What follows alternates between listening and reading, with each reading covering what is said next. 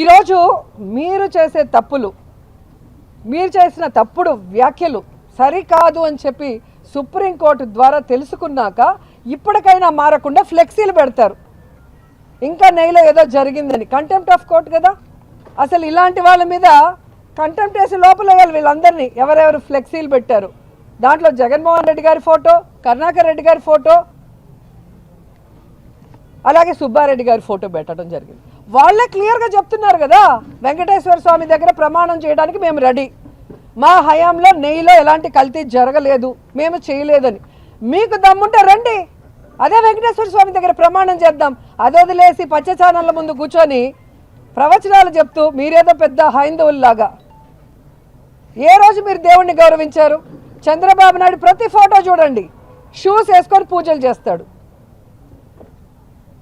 Pawan Kalyan baptism తీసుకున్నానంటాడు, గొడ్డు మాంసం తింటాడు, మళ్ళీ సనాతిని అంటాడు.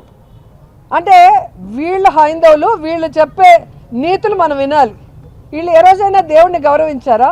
నిజంగా దేవుడి మీద భక్తి ఉంటే, దేవుడి మీద భయం ఉంటే ఇలాంటి అలిగేషన్స్ చేయరు. ఇలా భగవంతుడిని రాజకీయాల్లోకి లాగరు. సుప్రీంకోర్టు క్లియర్గా చెప్పింది, భగవంతుడిని రాజకీయాల్లోకి లాగద్దండి అంటే మేము లాగటం లేదు అంటూనే మళ్ళీ నిన్న ఫినాయిల్ కలిసిందని అదే భగవంతుడిని మీ రాజకీయాల కోసం ఎంత నీచంగా వాడుతున్నారో మీరు గమనించాలి. దాన్ని ప్రశ్నిస్తున్నారని, ఆ ఫ్లెక్సీని తీయమన్నారని ఒక స్కెచ్ చేసుకొని ఎలాగైనా ఈరోజు అంబటి గారి మీద దాడి చేయాలి, ఆయన మీద తప్పుడు కేసులు పెట్టాలి, ఆయన్ని లోపల పెట్టాలని ఒక స్కెచ్ తయారు చేసుకున్నారు. లేకపోతే అసలు ఒక సీనియర్ మోస్ట్ పొలిటీషియన్ కార్లో వెళ్తుంటే ఆడవాళ్ళు పచ్చి బూతులు, ఆ గ్రంథాలయం చైర్మన్ ఆమె ఏజ్ ఏంటి, ఆమె గేజ్ ఏంటి, ఆమె మాట్లాడే మాటలేంటి, ఏ మాట అయితే అంబటి గారు మాట్లాడారని కేసు పెట్టారో అదే మాట ఆవిడ మాట్లాడింది మరి ఎక్స్ మినిస్టర్ని. మరి ఆవిడ మీద ఎందుకు కేసు పెట్టలా? అంబటి గారు ఇంటికి వచ్చాక రెచ్చగొట్టి దాడి చేస్తే తెలియక ఆవేశంలో అన్నాను, వెనక్కి తీసుకుంటున్నానని క్లియర్ కట్గా మీకు చెప్పిన తర్వాత మీరు కేసు పెట్టారు. మరి ఆవిడ ఇంతవరకు క్షమాపణ కూడా అడగలేదు. మరి ఎందుకు కేసు పెట్టలేదు ఆవిడ మీద? ఇంకో ఆవిడైతే భూమికి ఇంత ఉంది, ఫస్ట్ టైం గెలిచిందంట ఎమ్మెల్యేగా, మాధవి గారు. పాప కొంచెం పాలిటిక్స్ కొత్త, అందుకే ఎక్కువ ఎగురుతోంది. ఆవిడకి కొంచెం రోజులు పోతే అన్నీ తెలిసి వస్తాయి. అసలు ఆమె ఇంటి ముందుకు వచ్చి ఆమె మొగుడు రౌడీలు, గుండాల్లాగా, అంటే ప్రొఫెషన్ గుండాలు అనుకుంటా, ఎమ్మెల్యే కాకముందు చిల్లర రౌడీలు, జోబు దొంగలు చేస్తూ ఉన్నారేమో, ఇక్కడికి వచ్చి వాళ్ళు ఏ విధంగా రౌడీజం చేశారు, ఆ తర్వాత ఎలా వార్నింగ్లు ఇస్తూ ప్రెస్ మీట్ ఇచ్చారు, జగన్ గారు వస్తుంటే మళ్ళీ ఎలా మాట్లాడారు, మళ్ళీ ఇప్పుడు ఎలా మాట్లాడుతున్నారు మీరు చూస్తున్నారు. మీకు అధికారం కావాలేమో రౌడీజం చేయటానికి, మాకు అధికారం కూడా అవసరం లేదు, జగన్ అన్న సైగ చేస్తే చాలు. కానీ మాకు విలువలు ఉన్నాయి, క్రమశిక్షణ ఉంది. అందుకే జగన్ అన్న 5 సంవత్సరాలు లా అండ్ ఆర్డర్ని ఎంత జాగ్రత్తగా రాష్ట్రంలో చూసుకున్నారో మీ అందరికీ తెలుసు. ఎవరి మీద తప్పుడు కేసులు పెట్టలేదు, ఎవరిని హింసించలేదు, ఎవరి ఇంటి మీద దాడి చేయలేదు. కానీ మీరు చేస్తున్నది ఏంటి? రెచ్చగొట్టే దారిలో ఈరోజు ఆడవాళ్ళు ఉన్నారు ఇంట్లో, అంబటి గారు వైఫ్, పిల్లలు, అల్లుడు, మనవరాళ్ళు, ఇలా పగలగొట్టి ఇంట్లో దూరేసి వాళ్ళు ఏదైనా చేస్తే పోలీసులు నించొని చూస్తున్నారు. పోలీసులకు జీతాలు ఇచ్చేది ఎవరు? తెలుగుదేశం పార్టీ వాళ్ళు, జనసేన వాళ్ళ? ప్రజల పన్నులతో కదా వీళ్ళకి జీతాలు ఇస్తున్నారు. మరి ఏదైనా ఇన్సిడెంట్ జరిగినప్పుడు ఇమీడియట్గా రియాక్ట్ అయ్యి వాళ్ళని కాపాడాల్సిన బాధ్యత పోలీసులకు ఉందా లేదా? ఫోన్ చేస్తే ఎస్పీ ఫోన్ ఎత్తాడు, పోలీసులు ఇక్కడ నించుంటారు. మన వాళ్ళు వచ్చి పోలీసులు ఏంటి సార్ ఇంత జరుగుతుంటే అని చెప్పి ఫోన్ చేసి అడిగితే మాకు ఇన్స్ట్రక్షన్స్ రాలేదు అంటే, దాడి చేయడానికి ఇన్స్ట్రక్షన్స్ ఇచ్చారు, వీళ్ళని చూస్తూ ఉండమని ఇన్స్ట్రక్షన్స్ ఇచ్చారు. కానీ ఆ దాడిలో ఎవరైతే బాధితులుగా ఉన్నారో వాళ్ళని కాపాడమని ఇన్స్ట్రక్షన్స్ రాలేదంట. ఇంతకన్నా పోలీసు వ్యవస్థకి ఏదైనా సిగ్గుచేటు ఉందా అని అడుగుతున్నా.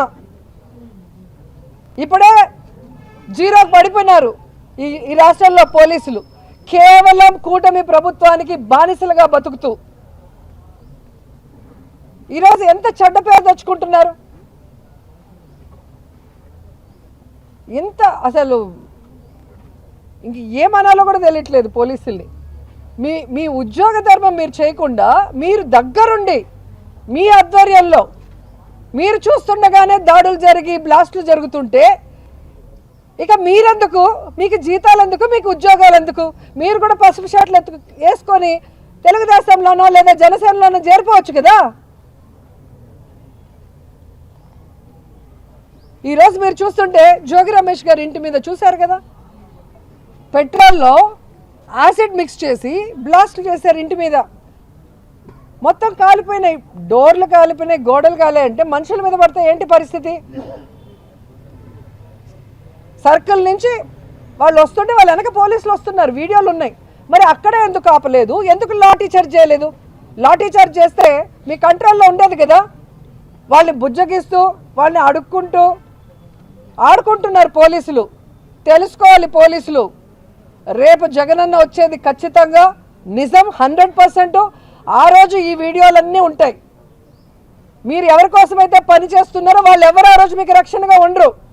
న్యాయస్థానం ముందు మీరు దోషులుగా నిలబడి మీ జీవితాలు నాశనం అయిపోతాయి అన్న విషయం మీరు తెలుసుకోవాలి. ప్రతిదీ వీడియో ఉంది, ప్రతి పోలీసు, ప్రతి తెలుగుదేశం వాడు, ప్రతి జనసేన వాడు ఏం చేశాడో అన్ని వీడియోలో రికార్డ్ అయి ఉండే. కాబట్టి అది తెలుసుకొని మీరు ముందుకు వెళ్తే మంచిది.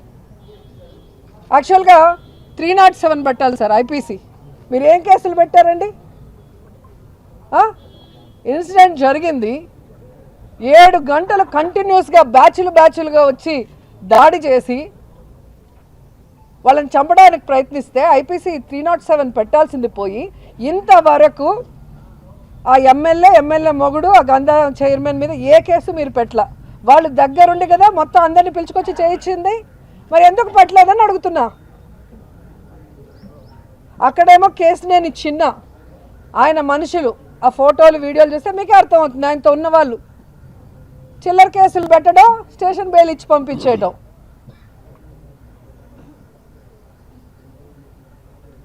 సో చాలా చాలా ఘోరంగా చేస్తున్నారు. ఇది కరెక్ట్ కాదు.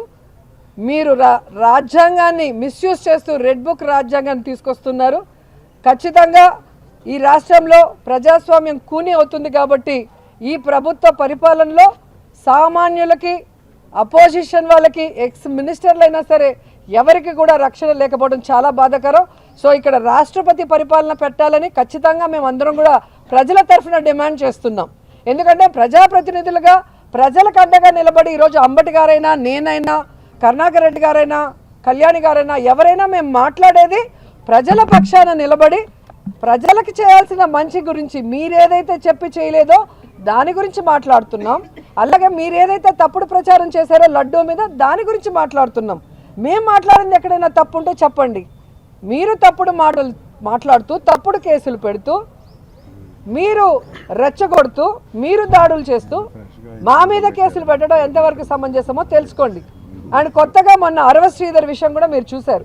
అసలు జనసేనలో చిల్లర దొంగలు, ఎదవలు, పనికి మాలినోళ్ళు, హంతకులే ఉన్నారు. ప్రతి కేసులో మీరు చూస్తున్నారు ఏ విధంగా ఆడవాళ్ళని వేధించారు, ఆడవాళ్ళని లొంగ తీసుకున్నారు. మరి సాక్ష్యాధారాలతో వాడి మీద కేసు లేదు, ఇంతవరకు అరెస్ట్ లేదు. మళ్ళీ ఒక కమిటీ వేస్తారంట ప్రూఫ్లతో బయటకు వస్తుంటే. హిట్ టీవీ యాప్, ఇందులో short news, live news, entertainment shows, movies, digital magazines తో పాటు మీ జిల్లా వార్తలను కూడా ఫ్రీగా చూడొచ్చు.